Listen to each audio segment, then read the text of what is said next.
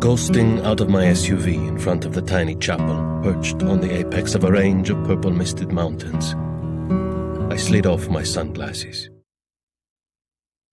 My eyes flicked around the view of a small church at the summit, surrounded by a sea of violet-hued foliage. Its pointed steeple reached towards the heavens. The walls were of weathered stone, adorned with colorful stained glass windows that reflected the sunlight in a dazzling display. It appeared like a tiny jewel perched atop a regal and majestic elevation, the warm hues of purple lending it an ethereal glow.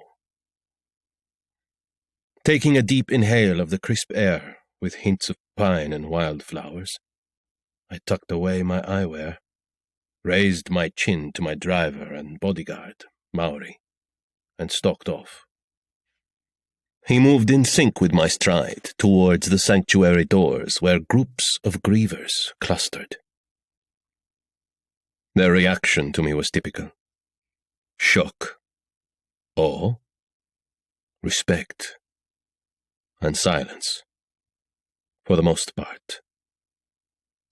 I fucking wanted it kept that way. In line with what I had uttered an oath to always uphold. Omerta. A single word with such immense power. Its true supremacy was only understood by the truest of mafiosi and cadaveri gangs. For decades, it had been a rule of absolutes that transcended borders with an underlying, scorching menace.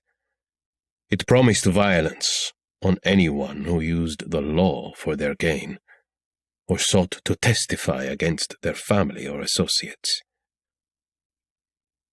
Omerta's code of secrecy was so deeply ingrained that it bound together all men of honor, even if it meant we faced imprisonment or death, rather than betraying our comrades and revealing the secrets of the criminal underworld to the law.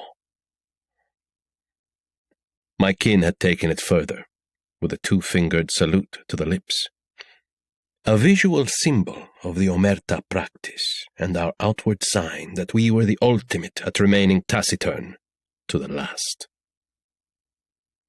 Neither torture nor agonizing pain would separate us from our heartfelt promise. It was also the only way of life I'd become accustomed to. I had spent almost 4 decades living and breathing nothing else. Together with my brothers, we were the so-called kings of Omerta, the sons of honor, who enforced the sacrosanct code for several powerful mafia clans across Italy. Our renown was extensive, sweeping across from Europe to North America and even the Southern Hemisphere. My reputation preceded me wherever I went. Yet I expected those who recognized me to keep my name off their lips. They were never allowed to utter it in public, unless they were intimate with me. So when a bald-faced junior capo on the crowded steps of the church called out, "Hey, Lorenzo!" I lifted a double-fingered salute to my lips.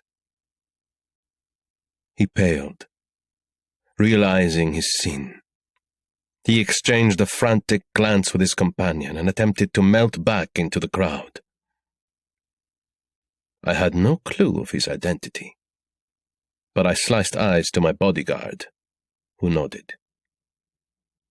He grasped what to do. Mauri, a force unto himself, was a bulwark of flesh and muscle. Face hard, gaze harder, and his cold, dark, honeyed features inherited from his Moorish ancestors.